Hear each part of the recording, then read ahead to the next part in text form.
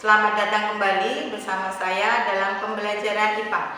Pada kali ini kita akan mempelajari tentang pengukuran, dan pada kesempatan kali ini saya akan mengajarkan kepada kalian bagaimana cara-cara mengukur dengan menggunakan alat-alat ukur yang sering kalian temui di laboratorium IPA. Alat-alat ukur tersebut mungkin tidak pernah kalian dapatkan atau temui di lingkungan kalian ya, karena biasanya alat-alat ukur ini kita gunakan di dalam penelitian atau di dalam pengamatan di laboratorium IPA. Seperti yang pertama adalah gelas ukur, kemudian ada yang mengukur besaran massa dengan menggunakan neraca Ohlson, kemudian mengukur berat benda dengan neraca Pegas, kemudian mengukur besaran panjang dengan menggunakan jangka sorong maupun mikrometer skop. Baiklah, marilah kita mulai belajar cara-cara mengukur menggunakan alat-alat ukur tersebut. Yang pertama adalah gelas ukur. Gelas ukur di dalam laboratorium biasanya memiliki berbagai macam jenis tergantung volumenya. Dari yang terkecil itu biasanya ada 25 mili, kemudian ada 50 mili, ada 100 mili, bahkan juga ada yang 250 mili. Marilah kita mencoba mengukur volume benda dengan menggunakan gelas ukur. Ini adalah gelas ukur. Gelas ukur di sini yang kita gunakan sekarang adalah gelas ukur yang 250 mili. Gelas ukur ini digunakan untuk mengukur volume benda yang tidak beraturan. Baiklah, kita mulai coba saja. Sebelum untuk mengukur, gelas ukur ini diisi dengan air terlebih dahulu, jumlah 200 ml. Ini seperti ini pas. Sebenarnya tidak harus 200 ml, dimanapun boleh. Setiap strip ini adalah 2 ml setiap strip. Jadi kalau ini 200, berarti ini 202, 204 dan seterusnya. Baiklah, kita mulai mengukur dengan benda yang tidak beraturan. Di sini kita menggunakan batu. Kita celupkan ke gelas ukur yang sudah diisi air tadi. Perhatikan ini, ternyata setelah dilihat ini berada pada posisi 216. Cara mengukurnya adalah 216 dikurangi 200 air mula-mula. Jadi volume batu adalah 16 ml. Demikian tadi pengukuran dengan volume benda yang tidak beraturan dengan menggunakan gelas ukur. Baiklah, sekarang kita menggunakan alat ukur yang kedua, yaitu neraca Ohlson. Seperti tampak pada gambar, neraca Ohlson ada dua. Yang pertama adalah neraca Ohlson yang 3 lengan, dan ada neraca Ohlson yang 4 lengan. Marilah kita bersama mencoba mempraktekkan cara penggunaannya. Sekarang kita akan mengukur dengan menggunakan neraca yang dapat mengukur besaran massa. Ada dua, yaitu neraca Ohlson 4 lengan seperti yang kita lihat di sini, dan neraca Ohlson yang 3 lengan. Pada kesempatan kali ini kita menggunakan alat ukur neraca Ohlson yang 4 lengan. Kenapa disebut 4 lengan? Karena ada 4 lengan di sini. Yang pertama ini 1, 2, 3, 4. Di sini ada bandul seratusan, puluhan, satuan, dan dalam desimal. Oke. Sebenarnya untuk penggunaan ini sangat mudah sekali. Yang penting pertama-tama posisi bandul ini harus berada di sini. Posisi bandul harus berada di paling kembali ke tempatnya semula ya. Kemudian ini posisi ini harus tepat pada titik 0. Mungkin dapat dilihat sini harus pada titik 0 seperti ini. Kalau tidak berada pada titik 0, bagaimana caranya? Kita harus menggunakan ini namanya putaran kalibrasi. Jadi diputar ke kanan atau ke kiri karena ini sudah pas, jadi tidak perlu saya putar lagi. Jadi namanya putaran kalibrasi untuk mengepaskan strip ini ya pada posisi 0. Baiklah, kita mulai cara perhitungannya. Kita akan mengukur menggunakan batu ini ya. Berapa? Oh ya, ini satuannya adalah dalam gram. Satuannya dalam gram. Kita akan mengukur batu ini. Perhatikan. Otomatis nanti lengannya ini akan naik.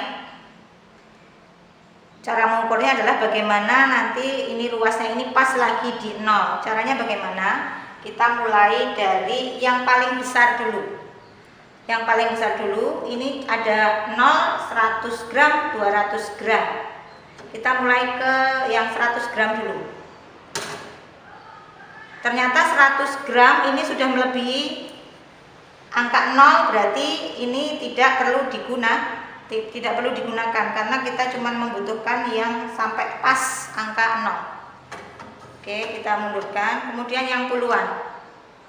Kita mulai sampai nanti batas ini 40 turun berarti 30. Oke, 30 masih di atas angka 0. Sekarang ini 30 gram ya, di atas angka 0. Kemudian yang satuan. Yang satuan kita lihat sampai berapa. Oke, masih di atas angka 0. 7 masih di atas angka 0. Oke, kita ke sampai bunyi klik ya. Oh, 9 di bawah angka 0 berarti kita masuk ke 8. 8 ternyata di bawah angka 0 berarti kita masuk ke 7. Oke. Sudah mendekati 0, 7 berarti ada 10 gram. Nanti ditambah 7 gram. Kemudian ini tinggal desimalnya. Kita tinggal mencari angka yang pas supaya pas berada di titik 0. Berarti 30 ditambah 7 gram ditambah 0,80, oh ya 87 gram. Jadi 37,87 gram. Jadi ini 30 tambah 30 gram tambah 7 gram tambah 0,87 gram. Jadi 30 gram ditambah 7 gram ditambah 0,87 gram. Jadi ketemunya adalah 37,87 gram. Jadi ini 7 gram 0,87 gram. Ketemunya adalah 37,87 gram. Demikian. Setelah tadi neraca Ohaus, sekarang kita beralih ke neraca pegas. Neraca pegas sebenarnya ada banyak macamnya, tapi yang biasa kalian temukan di laboratorium, terutama yang di SMP, itu yang seperti ini. Sekarang kita akan menggunakan alat ukur yang disebut dengan neraca pegas. Neraca pegas ini digunakan untuk mengukur berat benda. Jadi beda dengan massa. Kalau massa itu satuannya kilogram, kalau berat itu satuannya newton dalam fisika. Oke, cara penggunaannya bagaimana? Ini saya menggunakan neraca pegas yang 30 newton. Diperhatikan di sini, ini adalah neraca pegas yang 30 newton. Cara mengukurnya adalah benda ditaruh di cantolan yang ini ya. Cara mengukurnya seperti ini. Oke, perhatikan. Ini posisi 0. Ini posisi 0. Kemudian benda dicantolkan di sini. Ini terlihat Ini 1, ini 0,1, 0,2, 0,3, 0,4. Berarti berat benda ini adalah 0,4 Newton. Berat bendanya adalah 0,4 Newton. Ya, selesai. Baiklah, sekarang kita akan mengukur besaran panjang. Besaran panjang di laboratorium IPA itu biasanya ada menggunakan jangka sorong maupun mikrometer skro. Untuk jangka sorong, ini bentuknya seperti ini. Cara penggunaannya mari kita lakukan bersama-sama. Oke, kali ini kita akan menggunakan, ini namanya adalah jangka sorong. Kenapa disebut sorong? Karena ini bisa disorong ke kanan dan ke kiri. Alat ukurnya ini sebenarnya untuk mengukur besaran panjang, tapi panjang apa saja. Yang pertama adalah diameter. Yang ini, yang bagian bawah ini adalah untuk mengukur diameter bagian luar. Contohnya seperti ini.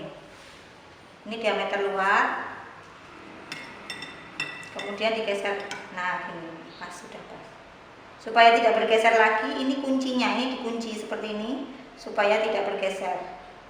Nah, nanti kita akan lihat pengukurannya seperti ini. Nanti ya. Kemudian diameter bagian dalam. Untuk diameter bagian dalam kita menggunakan yang kecil ini, yang bagian atas dari diameter yang bagian luar. Jadi ini tinggal tarik ini, dipaskan. Dan ini, tapi perhitungannya tetap sama pakai yang bawah ini, walaupun menggunakan yang ini. Kemudian yang ini, yang ujung ini digunakan untuk mengukur kedalaman. Caranya bagaimana? Kita tinggal mengukur kedalamannya. Ini adalah batas atas, ini bagian batas bawahnya sampai seberapa. Kalau ini tidak mungkin diukur karena ada keterbatasan panjang dari jangka alatnya, jangka sorongnya. Oke, kita mulai menghitung besar dari cara mengukurnya ya. Ini ada terlihat di sini. Ini namanya satuan tetap yang bagian atas.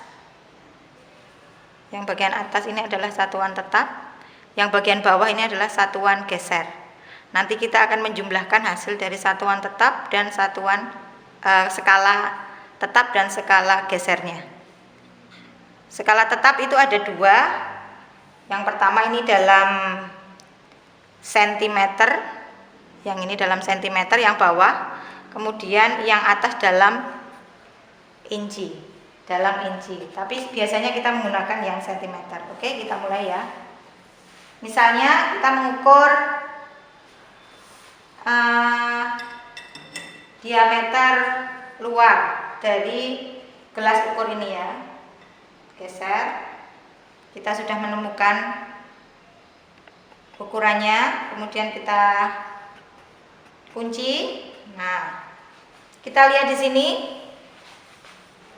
Ini ada angka 4. Kelihatan gitu ya.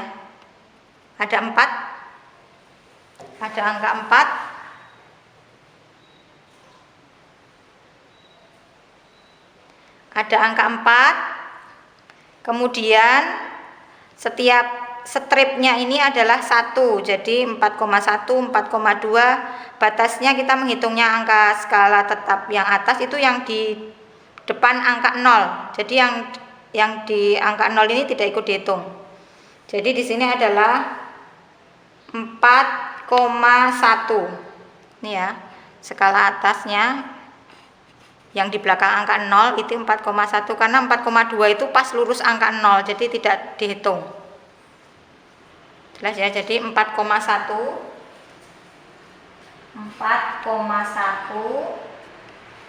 ditambah 0,0. Kenapa menggunakan 0,0? Karena tingkat ketelitian dari jangka sorong itu adalah 0,01 mm. Jadi ini perhatikan 4,1. Nah, sekarang setelah mengetahui skala tetap atasnya, kita melihat skala tetap bawah. Cari bagian skala yang tegak lurus dengan skala tetap. Cari yang tegak lurus. Oke. Yang tegak lurus ini adalah kalau tidak salah adalah 1 ya. Yang tegak lurus ini 1 kalau enggak 2, tapi sepertinya paling kita ambil yang paling depan. 1 berarti 0,01. Jadi seperti ini. 4,1 cm ditambah 0,01 ini dari skala tetap atas, ini dari skala tetap bawah. Jadi ketemunya adalah 4,11 cm.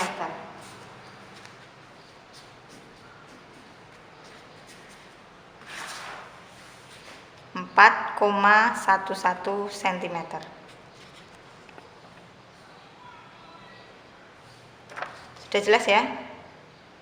Oke. Berikutnya mengukur besaran panjang berikutnya yaitu mikrometer sekrup. Hampir sama seperti jangka sorong tadi. Mikrometer sekrup satuannya dalam milimeter, sedangkan jangka sorong dalam sentimeter. Seperti ini mikrometer sekrup. Oke, baiklah kita mulai melakukan pengukuran dengan menggunakan mikrometer sekrup. Berikutnya kita akan menggunakan perhitungan dengan menggunakan mikrometer sekrup. Bentuknya seperti ini. Ini satuannya dalam milimeter. Jadi ini digunakan untuk apa? Yaitu digunakan untuk mengukur ketebalan benda.